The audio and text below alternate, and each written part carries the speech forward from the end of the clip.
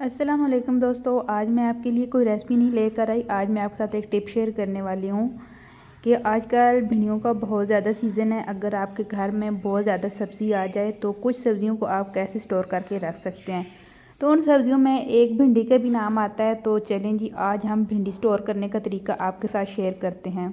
बहुत ही ईजी तरीका है, घर में सब चीज़ें मौजूद होते हैं तो आप ईज़िली इस तरीके के साथ आप भिंडियों को स्टोर करके रख सकते हैं। तो यहाँ पे आपने भिंडियाँ ले लेनी है। मैंने आधा किलो भिंडी ली है। तो भिंडियाँ इस तरह की, ये बड़े वाली भिंडी है। तो इस तरह की भिंडियाँ बहुत ज़्यादा सख्त होती हैं, लेकिन ये भिंडी बहुत ज़्यादा नरम है। तो आपने पहले भिंडियों को देख लेना है कौन सी सख्त है और कौन सी नरम है। तो इस तरह आपने नरम और सख्त वाली भिंडी को अलग अलग कर लेना है।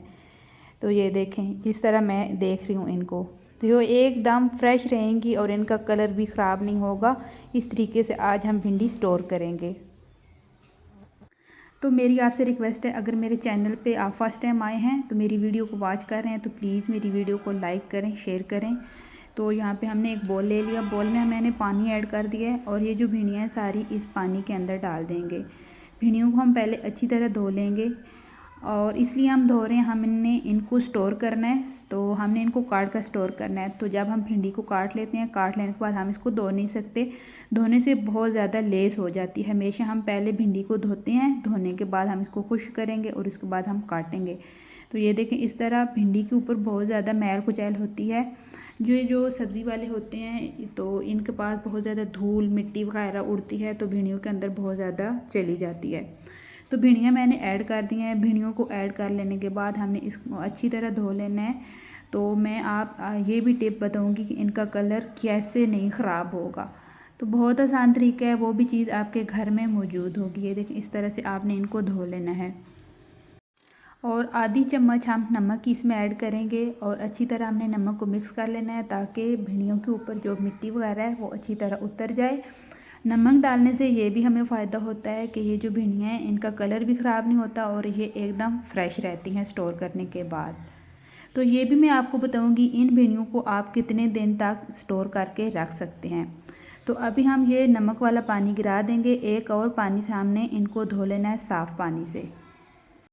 आप पंखे के नीचे भी इनका पानी खुश्क कर सकते हैं और काउंटर भी कपड़ा डालकर उसके ऊपर भिंडियों को रख दें तो अब भी पानी इनका खुश्क हो जाता है और किचन टॉवल के साथ भी इनका पानी खुश्क हो जाता है। तो चलिए अब सारी भिंडियों को हम खुश्क कर लेते हैं। जब इनका सारा पानी आपने अच्छी तरह खुश्क कर लेना है तो अब इसके बाद हमने इनको काट लेना है। दोनों साइडें इनकी हमने काट लेनी है और इनके छोटे छोटे पीस बना लेने हैं। छोटे या बड़े पीस आप अपनी मर्ज़ी से काट सकते हैं।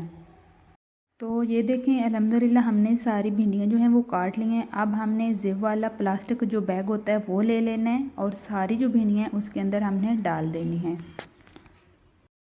तो अच्छी तरह हमने ज़िप को ऊपर से बंद कर लेना है प्रेस करके और इसके बाद इसमें एयर नहीं होनी चाहिए। जब इसमें एयर होगी तो भिंडी ख़राब हो जाएगी। तो ये देख, इस तरीके से आपने फ्रीज़र में भिंडियों को रख देना है। इन भिंडियों को आप एक हफ़्ते तक स्टोर करके रख सकते हैं, इससे ज़्यादा नहीं, क्योंकि हम पाकिस्तान में रहते हैं तो पाकिस्तान में लाइट बहुत ज़्यादा आती जाती है। तो इस वजह से भिंडियाँ जो होती हैं वो फिर ख़राब हो सकती हैं। एक हफ़्ते तक आप इन भिंडियों को स्टोर करके रख सकते हैं।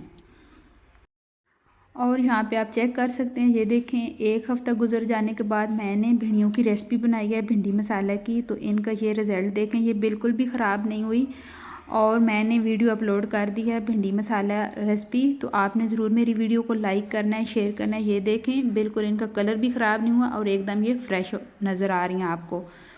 तो इसी तरह मैं आपके लिए न्यू रेसिपी, न्यू टिप लेकर आती रहूँगी। तो मुझे अपनी दुआ में याद रखना। तब तक के लिए अल्लाह हाफिज़।